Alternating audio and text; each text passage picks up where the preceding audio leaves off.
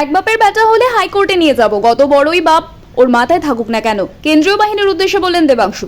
তৃণমূলের বুথ এজেন্টকে তাড়া করে মারার অভিযোগ কেন্দ্রীয় বাহিনীর বিরুদ্ধে। চোটে লাল দেবাংশু। অভিযোগ পেয়ে ঘটনাস্থলে আসেন তিনি। মুখে কুলুপ কেন্দ্রীয় বাহিনীর। চুঁচুড়ার দেবানন্দপুর গ্রাম পঞ্চায়েত 57 নম্বর বুথের ভোট গ্রহণ চলছিল দিগম্বর জৈন স্কুলে।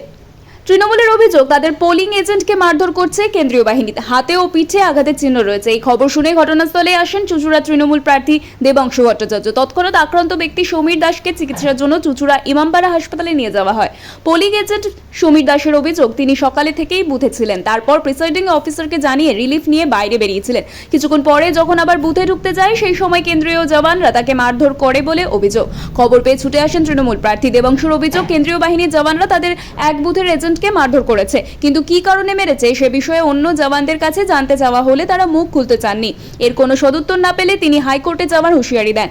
সেক্টর অফিসার রানা বোস ও তার সহকারী দেবজিৎ ঘোষের সঙ্গে বেশ কিছুক্ষণ কথা কাটাকাটি হয় দেবাংশুর। সহকারী সেক্টর অফিসার দেবজিৎ ঘোষ বলেন, আমরা এই ঘটনার এখনো রিপোর্ট পাইনি।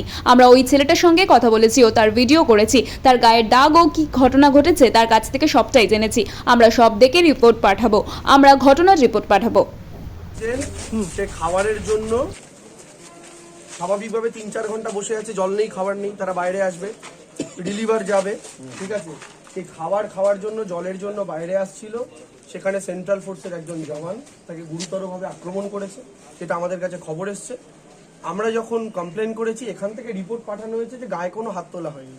কারণ আমরা সেটাই দেখতে এসেছি, গায়ে হাত তোলা হয়েছে কি সত্যি সত্যি হয়নি। কারণ যাকে মেরেছে সে গুরুতরভাবে জখম হয়েছে, ঠিক আছে। এবং শুধু খাওয়ার জন্য, খাবার খেতে বাইরে আসার জন্য, গলা শুকানোর জন্য যদি গায়ে হাত তোলে, সেটা তো আমরা ছাড়বো না। আমরা যে মেরেছে তার এগেনস্টে আমরা এফআইআর করছি। সকাল থেকে স্লো ভোটিং এবং বিভিন্ন জায়গায় মানে কেন্দ্রীয় বাহিনী বা বাকিদের একটা অতি সক্রিয়তার বারবার অভিযোগ করে। অতি সক্রিয়তা বলে, এটাকে বদমাইশি বলে। অতি সক্রিয়তা মানে কি? আমরা ভালো কাজের জন্য কিছু করছি। এই যে বেছে বেছে তৃণমূলের লোকেদেরকে মারা হবে, ক্যাম্প ভাঙচুর করা হবে, এটাকে সক্রিয়তা মনে করেন আপনারা? সক্রিয়তা দাদা, একাধিক জায়গায় দেখা যাচ্ছে যে সকাল থেকে এরকম কেন্দ্রীয় বাহিনী। শুনুন, প্রথমে টাউনে আমাদের বিভিন্ন বুথ ভাঙা হলো। আমরা ডিরেক্ট কমপ্লেন করেছি 3-4 জায়গাতে আলাদা আলাদা করে। তারপরে ওই জিনিসটা টাউনে স্টপ হলো, অঞ্চলে কিছু জায়গাতে ভাঙা শুরু হলো। তারপরে শুরু হলো, যত বেলা বাড়লো, আমাদের পোলিং এজেন্টদের উপর অত্যাচার। আরে কি হচ্ছে? ভোটে কি কোনো প্রবলেম হচ্ছে?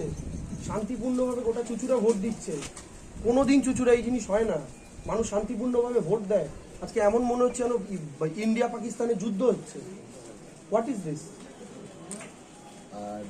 যিনি আহত হয়েছেন তোমার এজেন্ট, তাকে মেডিকেল বা কোনো কিছু করানো হয়েছে? কারণ যেভাবে বলছে যে তার নাকি অবস্থা, তাকে ইনজিওর করা হয়েছে। আমি এখনো জানি না সে কতটা ইনজিওর। তাকে গায়ে হাত তোলা হয়েছে, তাকে মারা হয়েছে। আমি ওর জন্য এইমাত্র আমিও দেখা করতে ঢুকলাম, আর আপনারও হয়ে গেল। আমি তার সাথে দেখা করলে বাকি এর অভিযোগ করবেন? একদম, তার সাথে কথা বলি সত্যি সত্যি কি হয়েছে। এর উপরে কি বলছে বাংলা বোঝো না নাকি? তাড়াতাড়ি আসুক তিনি, আপনাদের সঙ্গে তার দেখা পক্ষপাতিত্ব হচ্ছে কি মনে করছেন? অ্যাবসলিউটলি পক্ষপাতিত্ব। অমিত শাহের দপ্তরের লোকজন এসছে, অমিত শাহের পার্টির হয়ে কাজ করছে, তাই না? মানে এদের লক্ষ্যটাই তো হচ্ছে সাধারণ ভোটকে ডিস্টার্ব করা। এত কেন্দ্রীয় বাহিনী মোতায়েন করে দিয়েছে এর মধ্যেই 57 নম্বর বুথে, তাহলে কি অতি সক্রিয়তা মনে হচ্ছে? সকাল থেকে তো ঘুরছেন। আমি তো বলছি, এটাকে সক্রিয়তা বলে না, এটাকে বদমাইশি বলে। সক্রিয়তা মানে আপনি কোনো সঠিক কাজের জন্য যেটা করছেন সেটাতে আপনি অতি হলেও অসুবিধা নেই, কিন্তু ভুল কাজ যদি করেন সেটাকে সক্রিয়তা বলে না।